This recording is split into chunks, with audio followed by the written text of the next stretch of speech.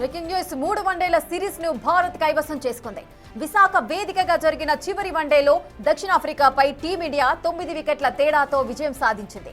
271 పరుగుల లక్ష్యాన్ని 39.5 ఓవర్లలో కేవలం 1 వికెట్ కోల్పోయి ఛేదించింది. సిరీస్ ను 2-1తో కైవసం చేసుకుంది. ఓపెనర్ జైస్వాల్ 116 పరుగులు, రోహిత్ శర్మ 75 పరుగులు, విరాట్ కోహ్లీ 65 పరుగులతో చెలరేగిన వేళ సఫారీలు నిర్దేశించిన లక్ష్యం చిన్నబోయింది. తొలి 2 వన్డేల్లో గట్టి పోటీ ఇచ్చిన సఫారీలు చివరి మ్యాచ్లో తేలిపోయారు.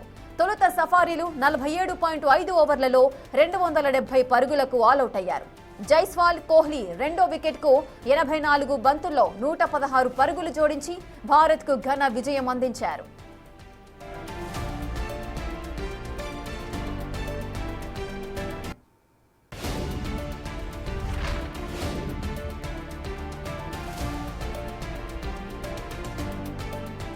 ఇసుక 3 వన్డేల సిరీస్ ను భారత్ కైవసం చేసుకుంది.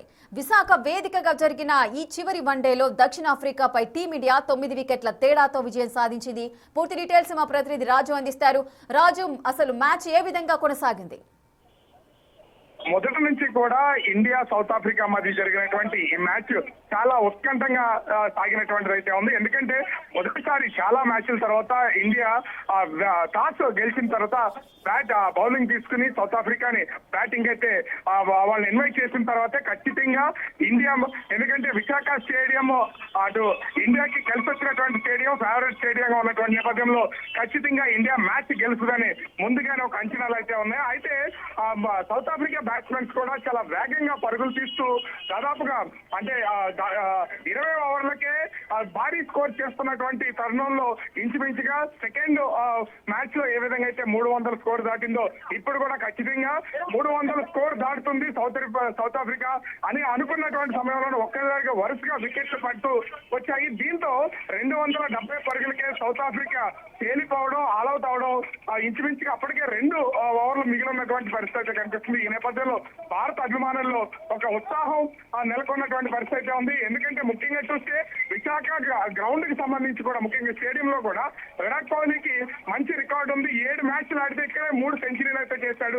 ఖచ్చితంగా ఈ మ్యాచ్ లో కూడా సెంచరీ చేస్తాడు అనేది ఒక అంచనా అయితే మొత్తం అభిమానులు ఉన్నటువంటి పరిస్థితి ఉంది. దీనికి తోడు అటు విరాట్ కోహ్లీ, అదేవిధంగా రోహిత్ శర్మ ఇద్దరు కూడా ఇది విశాఖ వేదిక జరగబోయే మ్యాచ్లకి చివరి మ్యాచ్ అని ఒక ప్రచారం జరిగినటువంటి నేపథ్యంలో విరాట్ కోహ్లీని, అదేవిధంగా రోహిత్ శర్మను చూడడానికి వచ్చినటువంటి అభిమానులకి ఒక విధంగా చెప్పాలంటే పండుగ అని చెప్పాలి.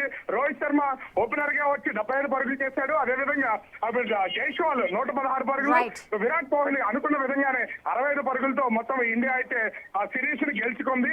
సో దీంతో భారత అభిమానుల్లో కూడా ఆనందం వ్యక్తం అవుతున్నటువంటి పరిస్థితి కనిపిస్తోంది. రేఖ, రైట్, థ్యాంక్ యూ రాజు.